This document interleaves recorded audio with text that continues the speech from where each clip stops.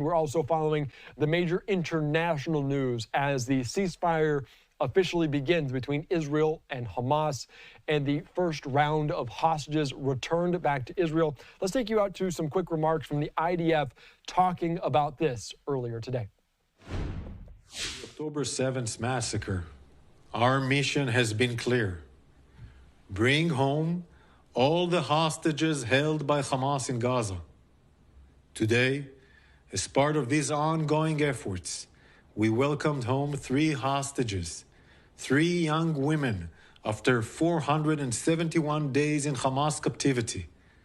Let me tell you about these 3 young women. Romi Gonen, who turned 24 in captivity.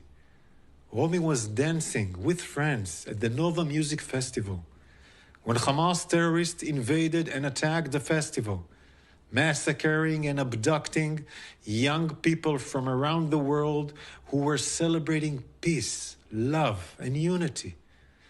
Emily Damari, who turned 28 in captivity.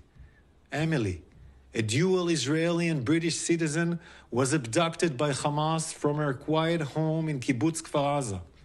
Terrorists shot and killed her dog and dragged her into Gaza. And Doron Steinbrecher, who turned 31 in captivity. Doron, a veterinary nurse who brutally abducted from her home in Kibbutz Kfar Aza, was still in her pajamas. We cannot imagine the horrors these 3 young women have endured in 50 months of Hamas captivity. Today, we salute and embrace them and their families as they reunite after so long. We must also remember the brave soldiers who risked their lives and those who paid the ultimate price to ensure that this moment of the hostages coming back home was possible.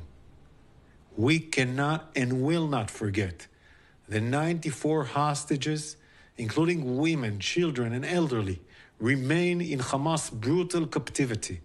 Our mission is not over until every single hostage comes home. Since the October... All right, you're just listening in there to an IDF spokesperson talking about this, and you heard the significance in his voice as the first 3 hostages released from Gaza have arrived in Israel. And of course, I want to put up just some of this, as it was a very emotional scene earlier on today, as footage shows the 3 women walking to the Red Cross vehicles in Gaza City, surrounded by a crowd that swelled. Of course, you can see just some of these as we are also watching the celebration returning to Israel, the helicopter landing. The 3 women were taken for medical assessment, and they appear to be in good health. This, according to the President Joe Biden. The ceasefire ushers in an initial 6 weeks of calm and raises hopes for the release of nearly 100 remaining hostages and an end to the devastating 15-month war. A last-minute delay by Hamas put off the truce's start for nearly 3 hours, but the spokesperson by Hamas's military wing later said it was committed to the ceasefire. And the big news of the day, of course, is those 3 hostages, 3 Israelis returned to Israel. We're watching the celebrations in the streets as people were getting out their camera phones, trying to get a glimpse of these people that were taken more than 400 days ago.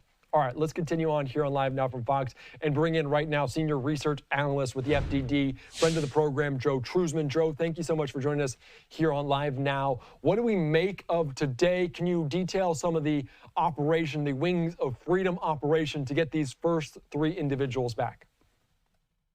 Right. So, of course, Israel is very happy right now, and so many other people, to see 3 hostages return home back into Israeli territory after 15 months of more than 15 months of captivity. The hostages, of course, they were transferred by Hamas to the Red Cross.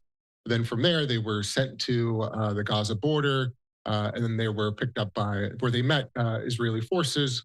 Israeli forces took them, and of course they were examined. Then the hostages went to a hospital to be examined as well, and of course to meet their families. So all in all, today has been good. I think, of course, earlier there was some bumps in the road.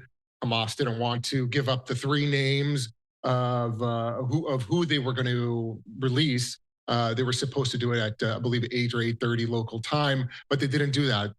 They delayed. It was a few hours later, they finally did it. So besides the few bumps in the road, everything turned out good for the hostages, of course, and for Israel. Now, consequently, Israel, I believe they've actually already done this, at least today, have started to release terrorists who have been serving prison sentences in Israeli jails.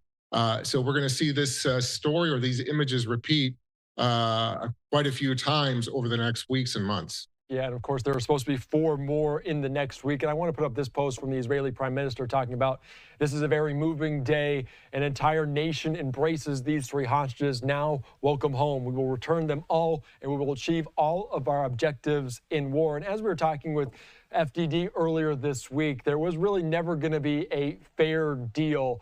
But in terms of what we saw, is this about as fair as it could get for Israel to get some of these hostages back? Unfortunately, it might be, but yes, you're right. It's extremely lopsided. It's reminiscent of the Gilad Shalit deal in 2011, where one IDF soldier was released, that was captured by Hamas and other Palestinian terrorist organizations. He was traded for over 1,000 Palestinian prisoners. But nevertheless, it is lopsided, and unfortunately, some of these prisoners that are going to be released by the Israelis have blood on their hands. And I'm talking about bomb makers. I'm talking about men who drove suicide bombers to their targets. I'm talking about leaders of terrorist organizations that may be included, but when this is all done in that may be released in this swap. So there's a lot of bad guys, and we have to be honest too that some of these guys, some of these terrorists, they're going to go back to their activities. So they're going to plot again against Israelis, especially Israeli civilians. So Israel has to be prepared for that. But Israel's demonstrated that they're willing to pay the price, right, to get these hostages back. And that's what they did. Yeah, that is good. And I think we just getting these images, I don't believe they're live, but you can see just the emotion of these hostages being returned to their family, these 3 Israelis, after being in captivity 471 days. And you just see the emotion because it's hard to watch and hard to fathom what these individuals went through during their time in captivity. Can you talk about what they can glean from some of these hostages, what they hope to learn about Hamas and how they held them? What can you tell us about that? Right. So, yeah, this is very important. I think when the Israeli hostages were received in Israel, the Shin Bet, or Israel's intelligence agency, I'm sure members of the organization have interviewed him, or at least conducted an initial interview. What they want from them, what they wanted from the hostages, of course, is anything that they can give up, right? Anything they can remember. Where did you stay? Who had you captive? Do you remember faces? Do you remember names? Hamas, for example, if let's say, for example, Hamas held these 3 prisoners, or rather hostages. Hamas has a special unit that takes care of prisoners, actually, that cares for prisoners or watches prisoners, and they're called the Shadow Unit. And the Shadow Unit, that's what they do. So the Shin Bet would like to know more about them. What did you hear about them? So it's just things like that. Where were you held? What happened exactly when you were kidnapped on October 7th?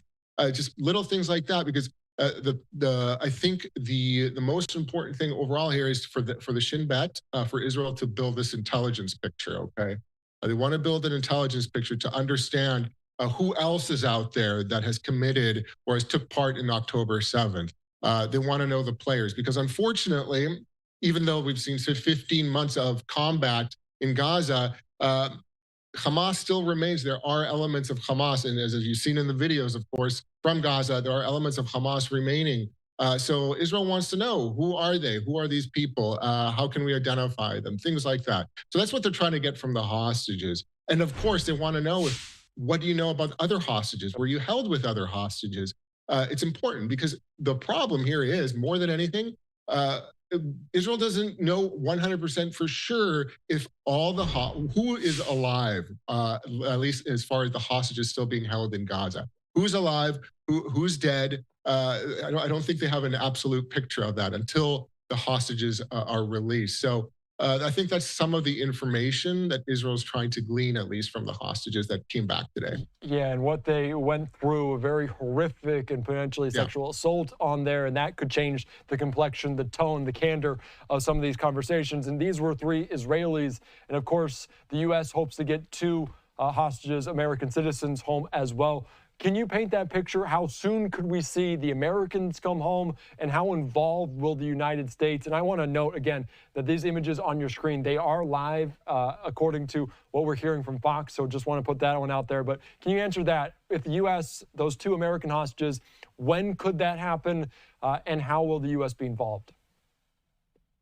Right. Well, I'm sure the U.S., at least not just now, not just currently, but in the last months, have been pressing Hamas to release the hostages, American hostages, as soon as possible. Because we have to remember here, every day that these hostages, especially American hostages, are in Gaza, whether they're in a tunnel or whether they're in a home, it's a danger to them. All right, because for several reasons. For example, Hamas is a terrorist organization. They may decide to murder these hostages. They've done it already. So what stops them from doing it now? So they're extremely they're in danger right now. So I think the American administration has been pressing Hamas to release these American hostages.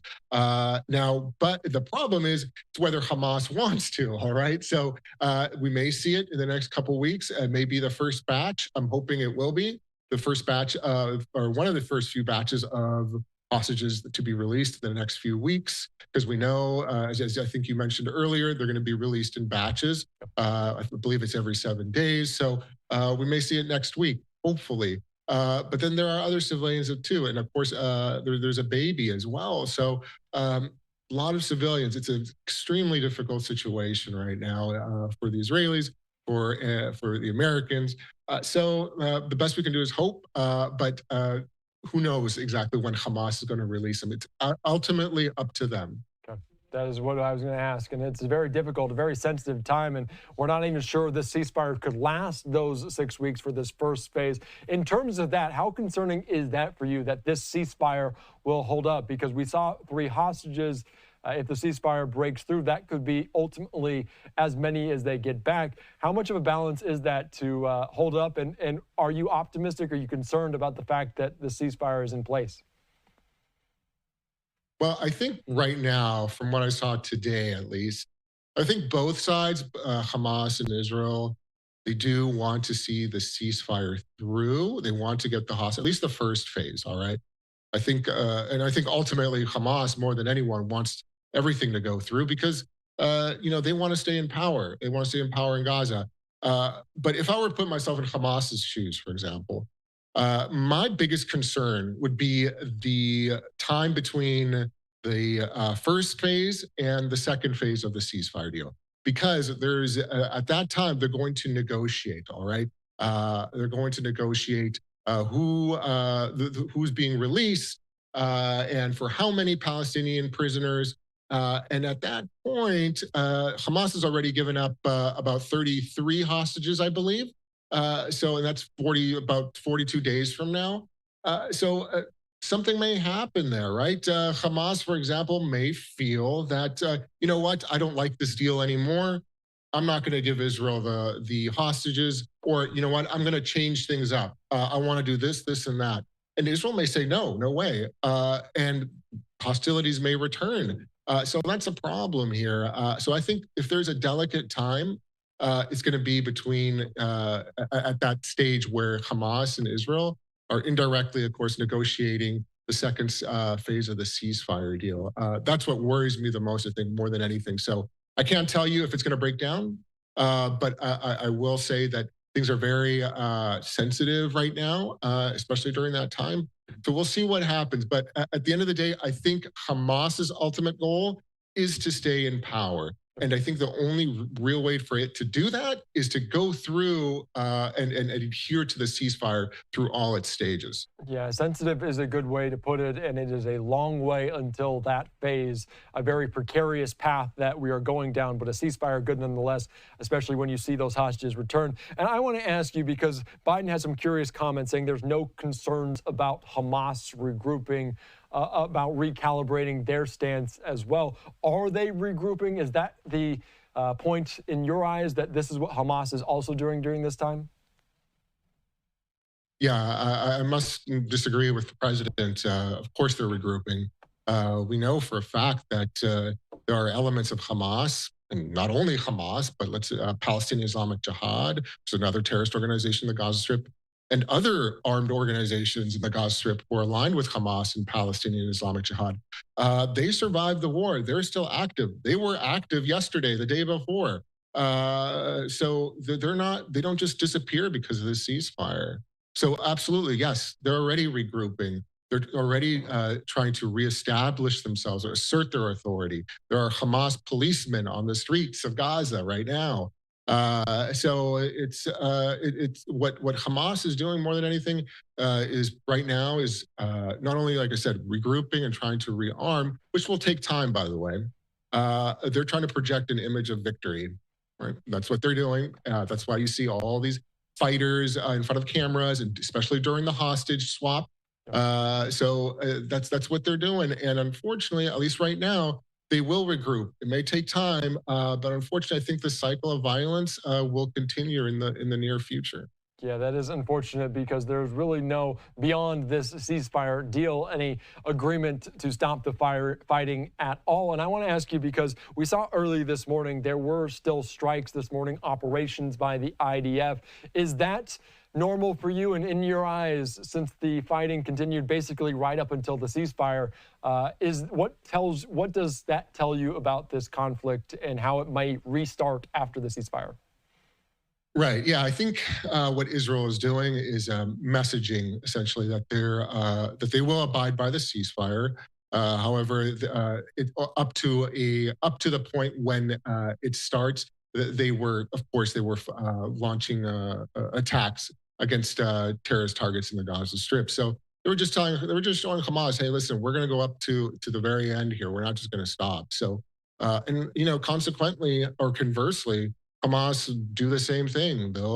They fired mortars, they fired rockets up to the ceasefire. So I think it's just messaging. It's a lot of messaging between both actors here. And unfortunately, as I said earlier, this can easily restart again if things fall through. Both actors, especially Hamas, they're still able to cause problems. Now they're not nearly at the point or at the peak at what they were on October 7th, 2023. Their military infrastructure has been severely degraded, but they still have mortars, they still have rockets, they still have arms, they still have fighters. All right. So, and that's going to remain a problem for the Israelis. I really do think that. So, nevertheless, things can restart at any moment. That's the problem here. Okay. So let's hope the ceasefire holds. But just, again, caution is the big word.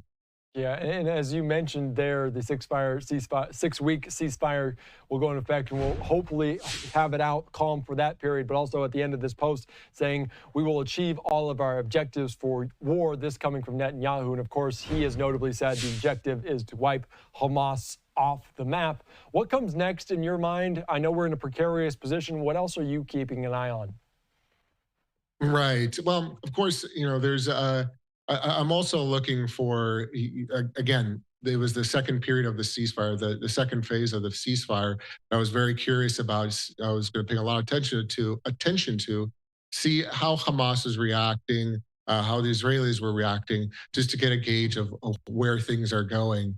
Also, I'm taking a look at other armed organizations in the Gaza Strip. All right.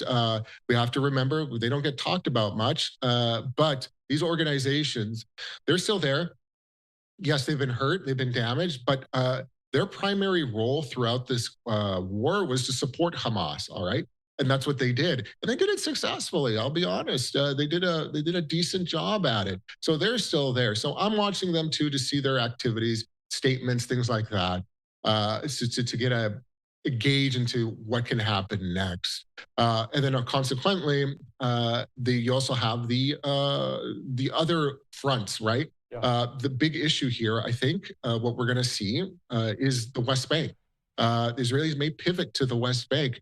You have to remember, Hamas, Palestinian Islamic Jihad, and other terrorist organizations are in the West Bank, and they've been very active over the last 4 years, causing a lot of problems, creating a significant security challenge for the Israelis, and of course, carrying out terrorist attacks against Israelis. So, and that hasn't stopped, despite near daily counterterrorism raids by the Israelis, and a little bit of one operation by the Palestinian Authority in recent days. So, nevertheless, I would watch what's happening in the West Bank over the next months. I think that's going to be an important arena. Hamas may try to ignite or foment more violence there as it regroups in the Gaza Strip. All right, that is a good point. A lot of tangled different entities involved in that region as a whole. All right, Joe, thank you so much. Great insight on a very emotional day as those 3 hostages return to Israel. We appreciate your time.